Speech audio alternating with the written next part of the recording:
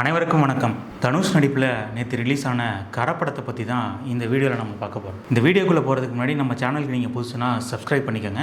முக்கியமாக நீங்கள் பெல் ஐக்கானை கிளிக் பண்ணுங்கள். வீடியோக்குள்ளே போகலாங்களா? போர் தொழில் படத்தோட இயக்குனர் திரு விக்னேஷ் ராஜா அவர்கள் இயக்கத்தில் வெளியானது தான் கரை. இந்த படம் 90 காலகட்டங்கள் நடக்கிற ஒரு கதையம்சம் கொண்ட படமாக வெளிவந்திருக்கு. சரி, நேற்று இந்த கரை படம் ரிலீஸ் ஆயிருக்கு. ஆனால் அந்த கரை படம் ரிலீஸ் ஆகி மிக்சடு ரிவ்யூஸும் நெகட்டிவ் ரிவ்யூஸ் தான் அதிகமாக இருக்குது. ஏன்னா இந்த படம் எதிர்பார்ப்பை பூர்த்தி செய்யலை அப்படின்னு தான் விமர்சனம் முன்வைக்கப்படுகிறது. உண்மையிலே கரை ரசிகரோட எதிர்பார்ப்பை பூர்த்தி செய்யலையா அப்படின்றத இந்த வீடியோவில் நம்ம ஷார்ட் அண்ட் ஸ்வீட்டாக பார்த்துடலாம். இந்த படம் 90 காலகட்டங்களில் ராமநாதபுரத்தை சுற்றி நடக்கிற ஒரு படமாக வந்திருக்குது. முக்கியமாக அந்த காலகட்டங்களில் ஏற்பட்ட ஒரு முக்கிய பிரச்சனையும் இந்த படத்தில் மையப்படுத்தினது ஒரு நல்ல விஷயமா தான் பார்க்கப்படுது. இந்த படத்தில் கரசாமின்ற கதாபாத்திரத்தை எடுத்திருக்க தனுஷ் சொல்லவே வேணாம். அவர் அந்த கதாபாத்திரத்துக்கு நல்லபடியாக வலு சேர்த்திருக்காரு தான் சொல்லணும். மற்றபடி அவரோட அப்பாவை கே.எஸ். ரவிக்குமார் ஆகட்டும், தாய்மாமனா நடித்த கருணாஸ் ஆகட்டும், தனுஷ் கூடவே டிராவல் பண்ண பாண்டியராஜன் மகன் பிருத்திவிராஜ் ஆகட்டும், எல்லாருமே அவங்களுக்கு கொடுத்த ரோலை சிறப்பாக பண்ணியிருக்காங்க. முக்கியமாக இந்த படத்தில் ஓவர் டோஸ் ஆனது எமோஷன்ஸ் அப்படின்றத நம்ம சொல்லணும். ஏன் அப்படின்னா போர் தொழில் படத்தோட முக்கியமான ஒரு விஷயமே என்னன்னா அந்த படத்தில்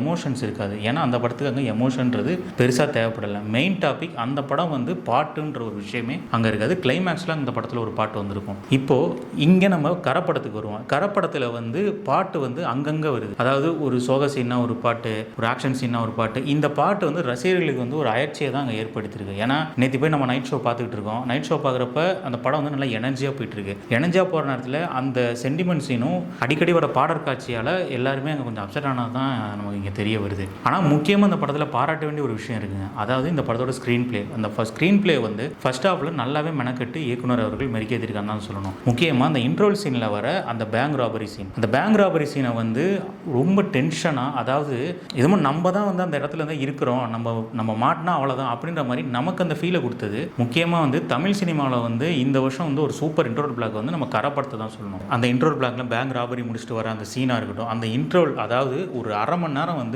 பரபரப்புக்கு பஞ்சமே இல்லாமல் இருந்துச்சு. நம்ம ஹார்ட் பீட்டே இன்க்ரீஸ் பண்ண வச்சுன்னு தான் சொல்லணும். இதை கண்டிப்பாக ஒத்துக்க வேண்டுங்க.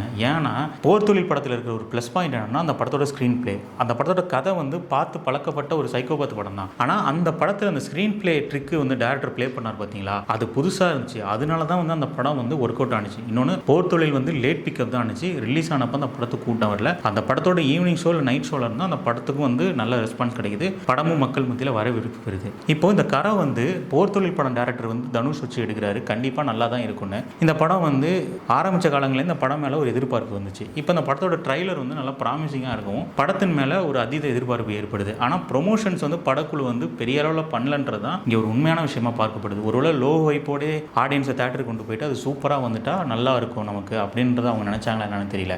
ஆனால் கரை சொல்லப்போனால் ஒரு ஓகேவான படமாக தான் வெளியில் வந்திருக்கு. இந்த படம் இப்போ நிறைய பேர் ரிவ்யூ போட்டுக்கிட்டு இருக்காங்க. இந்த படம் சரியில்லை, எதுவும் ஒர்த்து இல்லை, தனுஷ் ஏமாற்றிட்டே இருக்காரு அப்படிலாம் கிடையாதுங்க. இந்த படம் ஒரு நல்ல படம் தான். ஆனால் இந்த படத்தில் இருக்க பிரச்சனை என்னன்னா இந்த படத்தில் சென்டிமெண்ட்டை கொஞ்சம் அதிகமாக வச்சுட்டாங்க. பாடல்கள் அங்கங்கே அந்த படத்தோட ஸ்க்ரீன் பிளே ஒரு வேகமாக போகுது பார்த்தீங்களா, அதை டோட்டலாக கெடுத்துடுது. ஸோ அதுதான் இந்த படத்தில் ஒரு மைனஸ் பாயிண்ட் தவிர மற்றபடி கரை ஓகே அந்த அளவுக்கு தான் இருக்குது. அந்த படத்தை கண்டிப்பாக தேட்டரில் போய் பார்க்கலாம், ஃபேமிலியோட பார்க்கலாம். இப்போ இந்த கரை படத்தில் இன்னொரு முக்கியமான விஷயம் தேவர் மகன் அந்த 90, 91, அந்த 92 காலகட்டங்கள் காட்டுறப்போ தேவர் மகனோட ஷூட்டிங் ஒரு முக்கியமான இடம் பெறுது. அது நீங்கள் படம் பார்த்து தெரிஞ்சுங்க, அது சர்ப்ரைஸாகவும் இருந்துச்சு. இப்போது இங்கே தான் நம்ம ஒரு முக்கியமான விஷயம் பார்க்கணும். தனுஷ் கிட்டத்தட்ட 20 வருஷத்துக்கு மேலே தமிழ் சினிமாவில் கோல வச்சுற ஒரு நடிகராக இருக்காரு. அவருக்கு நடிப்புக்கு தீனி போட்ட படம் நிறையா வந்திருக்கு. அதை நான் சொல்லி தான் உங்களுக்கு தெரிய வேண்டியதில்லை. இப்போ இந்த கரை படத்தில் ரசிகர்கள் எதிர்பார்த்தது என்னன்னா இந்த படம் ஒரு பக்கா கமர்ஷியல் படமாக இருக்கும். ரொம்ப நாள் கழிச்சு தனுஷை ஒரு கமர்ஷியல் ஃபார்மேட்டில் பார்க்க போகிறோம் அப்படின்றதான். ஆனால் இதை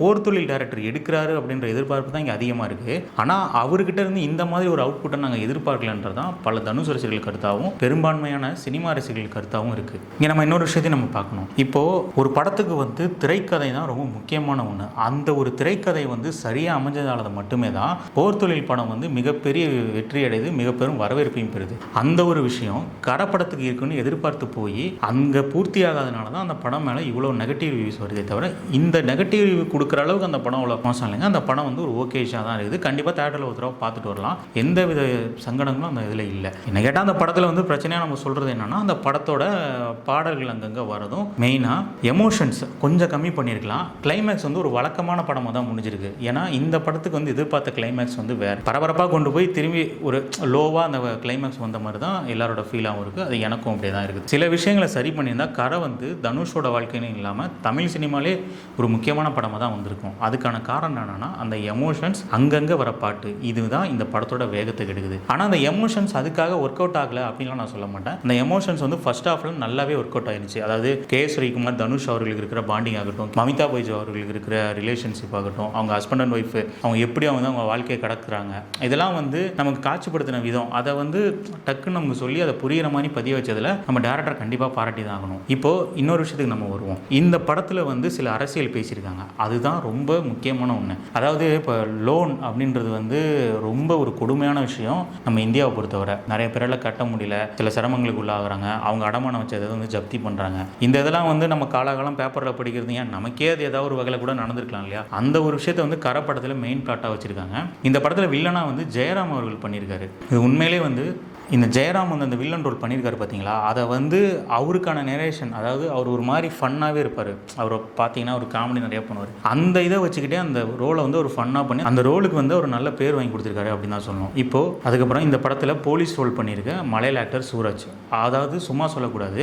இப்போது இந்த சூரஜ் பண்ணியிருக்காரு பார்த்தீங்களா அந்த ரோலு, அதை வந்து அவர் ஒரு அந்த படத்தில் வந்து அவர் ஃபுல்லாலாம் வரமாட்டார். ஃபர்ஸ்ட் ஹாஃபில் கொஞ்சம் இதுவில் வருவார், செகண்ட் ஹாஃபில் முக்கால்வாசி நேரம் ஆக்குப்பை பண்ணியிருப்பார். பட் வர சீன் எல்லாமே அவருக்குன்னு ஒரு இது இருக்கும், அதாவது அவருக்குன்னு ஒரு மோட்டிவ் இருக்குது. அதை வந்து அந்த படத்தில் வந்து காட்சிப்படுத்தியிருக்காங்க பார்த்தீங்களா, அது கரெக்டாக இருந்துச்சு. தனுஷ்க்கும் அவருக்கும் எங்கே பிரச்சனை வருது, அவர் தனுஷை பிடிக்கிறதுனால அவருக்கு என்ன நடக்க போகுது, அதெல்லாம் வந்து ஒரு ஈகோ கிளாஷ், அந்த இதெல்லாம் வந்து கரெக்டான நேரத்தில் காட்சிப்படுத்தி கிளைமேக்ஸில் வந்து அதுக்கு ஒரு நல்ல ஆன்சரும் அந்த படத்தில் கொடுத்துருக்காங்க. அது நல்லா தான் இருந்துச்சு. ஆனால் அந்த கிளைமேக்ஸை வந்து இன்னும் கொஞ்சம் பெட்டராக பண்ணியிருக்கலாமோ அப்படின்றதான் பொதுவான கருத்தாக இருக்குது. மற்றபடி கரை வந்து கண்டிப்பாக ஒன் டைம் வாட்சபிள் தாங்க. நான் சொன்ன மாதிரி இந்த படத்தில் வந்து எம்எஸ் பாஸ்கர் வந்து ஒரு ரோல் பண்ணியிருக்காரு. அதாவது அவர் ஒரு வயதான முதியவர் தோட்டத்தில் நடிச்சிருக்காரு. அதாவது ஒரு சீன் வந்து அவர் சொல்லுவார், இந்த லோன்னால் நான் எவ்வளோ கஷ்டப்படுறேன் அப்படின்றது. அதெல்லாம் வந்து உண்மையிலே வந்து இப்போதைக்கு இந்தியாவிலையா முக்கியமாக தமிழ்நாட்டில் வந்து எந்த மாதிரி கஷ்டங்களை வந்து மக்கள் அனுபவிச்சுட்டு இருக்காங்க அப்படின்றதெல்லாம் வந்து இந்த எம்எஸ் பாஸ்கர் சொல்கிற ஒரு விஷயம் மூலமே நம்ம தெரிஞ்சுக்கலாம். இப்போது இந்த இதில் வந்து அந்த காலகட்டங்களில் வந்து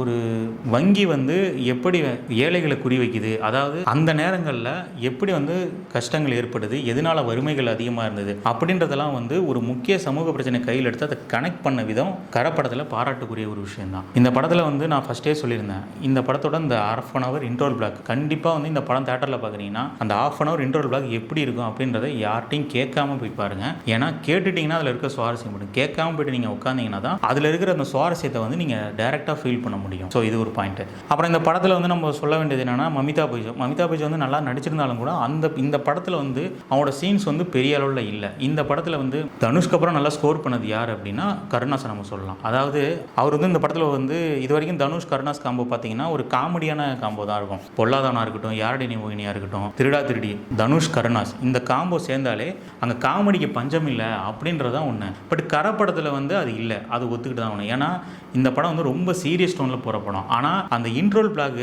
சில இடங்கள்லாம் சில டார்க் ஹியூமர் பண்ணியிருப்பாங்க கருணாஸ் வச்சு, அது சும்மா சொல்லக்கூடாது. இந்த படம் வந்து ரொம்ப ஹீட்டாக போகிற டைமில் அந்த ஒரு விஷயம் வந்து நமக்கு ஒரு ரிலாக்ஸேஷனை கொடுக்குது. அந்த ரிலாக்ஸேஷனையும் அந்த டென்ஷனையும் ஒன்றா சேர்த்து தான் அந்த இன்ட்ரோல் பிளாக்ல கொடுத்துருக்காங்க. அதுக்காக தான் அந்த படத்தோட இன்ட்ரோல் பிளாக்கை பற்றி நான் அடிக்கடி உங்ககிட்ட சொல்லிட்டு இருக்கேன். கரப்படத்தை கண்டிப்பாக நீங்கள் தேட்டரில் பாருங்கள், அந்த படம் வந்து கண்டிப்பாக உங்களை சாட்டிஸ்ஃபை பண்ணலாம். மேலும் இது போன்ற சினிமா செய்திகளுக்கு நம்ம சேனலை சப்ஸ்கிரைப் பண்ணிக்கோங்க.